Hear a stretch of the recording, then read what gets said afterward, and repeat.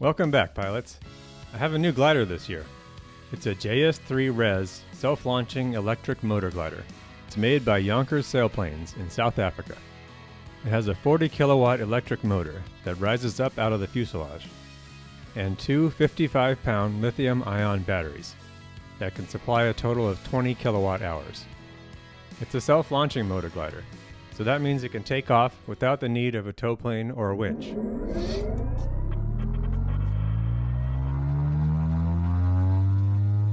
The electric motor doesn't make much noise, but the prop does, so that means I still need headphones when I'm taking off.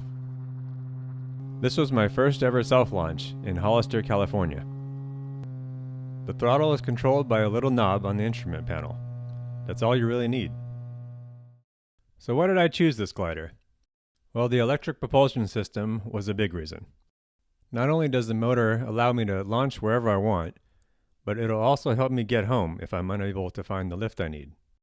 The fact that the motor is electric means there will be virtually no maintenance required, and it should be a lot more reliable than the internal combustion engines found in other motor gliders. There are some drawbacks to electric propulsion. This glider has a little less endurance than your average motor glider. The batteries take several hours to recharge, so quick refueling stops are not an option. I think these drawbacks are worth the trade-off for a reliable, low-maintenance propulsion system. Let's go over the performance specifications of the glider. As I mentioned, the maximum output of the motor is 40 kilowatts, which is about 54 horsepower. You can only use 40 kilowatts for about the first minute of takeoff. After that, you're supposed to dial it back to 25 kilowatts, which is the max continuous power output. Even at 25 kilowatts, the glider still climbs briskly at about 5 knots. The maximum height the glider can climb to is about 6,800 feet, and that's with both batteries fully charged. If you were to self-launch to only 1,500 feet and save the rest of the battery for getting home, you could use that remaining 5,300 feet, which is almost exactly a mile, to glide roughly 56 miles. That's because the best glide ratio of the glider is 56:1. The glide ratio is a measure of glide performance. A glide ratio of 56:1 means that for every foot of altitude the glider loses, it goes forward 56 feet. If you can picture that in your mind, you'll see that it's a very flat slope. That's a testament to how aerodynamically efficient modern gliders are. For comparison, a Cessna has a glide ratio of about 9:1. My old glider, an LS6C, got about 48:1. So the JS3's best glide is about 17% higher than the LS6C. That's not bad, but gliders rarely cruise at best glide speed, which comes around 50 to 60 knots. In strong conditions, it's much more common to cruise around 100 knots, and that's where the difference between the JS3 and the LS6C really comes out. At 100 knots, the LS6C got 30:1, and the JS3 gets 42.5:1. That's an increase of about 42%, and that is huge. This glider was made to go fast. And all of this is without water ballast. Carrying extra weight in the form of water ballast can actually help a glider fly faster. The JS3 can fly at a wing loading that's about 20% higher than the LS6C, and that's going to help even more with the high-speed performance. Let's go over some of the external features of the JS3. One unusual feature is its high-mounted wing. Most gliders have the wing mounted mid-fuselage, but the JS3 has it mounted higher up for better aerodynamic efficiency and better ground clearance over obstacles like runway lights or vegetation. The underside of the flaperons have pinholes for boundary layer control. NACA ducts intake the oncoming air, which is then exhausted through the pinholes. This trips the boundary layer sort of like turbulator tape does. The landing gear is tall and robust, with Behringer disc brakes and gear doors that open wide for better ground clearance. The tail wheels are retractable as well. They really went to extremes to reduce drag on this glider. Another unusual feature is that the total energy probe and the pitot probe are mounted on the tips of the tailplane. This keeps them out of the prop wash, which could really screw up the instrument readings. You do have to be careful not to bump into them when you're walking around the glider.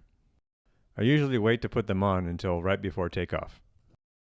Now let's take a look inside the cockpit. We'll start with the instrument panel. In the center with the big screen is the LXNav 9070 glide computer. It's the most advanced glide computer on the market, and it's highly customizable, which I like.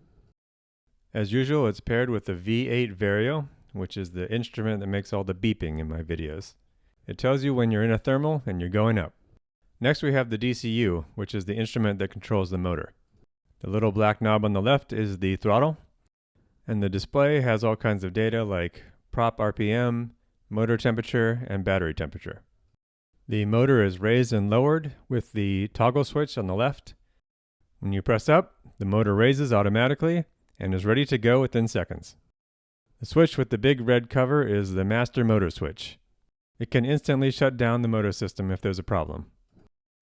Then we have all the standard aviation instruments, including a transponder with ADS-B in and out, and a digital altimeter from MGL, which I really like.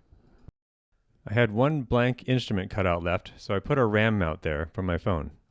I have a bunch of useful soaring and weather apps that I like to use in the air. The cockpit is nicely appointed, with carbon fiber accents and two-tone leather upholstery. There are stitched leather grips on all the major handles, including the control stick. I find the seat quite comfortable, even on those long flights. The backrest is a single piece of molded carbon fiber. I always wear a parachute, so there's no need for any padding on the backrest. On the left side of the cockpit, we have a leather pouch that contains my mountain-high oxygen system. We have the flaps lever up top and the spoiler lever beneath it. The button with the green top is the trim, and the yellow handle is the tow hook release. On the right side of the cockpit, we have another leather pouch for storage. The slider with the stainless steel knob is for dumping the water ballast. Here's the control stick with the wheel brake lever on the front, and the landing gear handle is up against the right wall underneath the air vent. The rudder pedal adjustment is electric. It's very easy to use, but probably overkill. Above the rudder pedals, you can see the carbon Kevlar weave they use to make the cockpit strong and crashworthy. I took delivery of the glider back in September of last year. Unfortunately, that was right at the end of the prime soaring season. Over the fall and winter, I was able to get in about a dozen shorter flights. It actually turned out to be a good thing because it allowed me a chance to get used to the glider and used to how it handles. It flies very nicely, but there were some small differences between it and my LS6 that I just had to get used to. It also took a lot of work fixing and tweaking little things to get the glider exactly how I want it. Now, after 6 months, I've got the glider just right, and I'm comfortable and confident flying it. We're now in the middle of spring, and the soaring weather is starting to get really good. I'm looking forward to doing a lot of long flights this year. Winter is wave season in California, and I did have one pretty cool flight I want to show you. This was a rare day when there was strong wind blowing offshore, and that set up some wave directly over the city of San Francisco. I was able to fly at 15,000 feet above SFO Class Bravo airspace and go right over the top of the Golden Gate Bridge. This was a spectacular view that glider pilots rarely get to enjoy.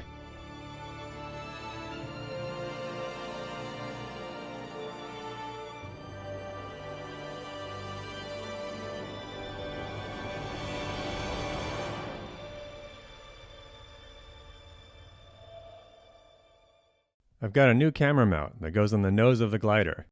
It clips right into the tow hook. It's a 360 camera, so it shoots in all directions. The 1/4-inch thread screws into a standard camera mount, and there are channels to let air pass through for your vents. This mount was designed and built in collaboration with Orange Aviation, which is Philip Lee's company. To be honest, I just came up with the idea, and he did all the work.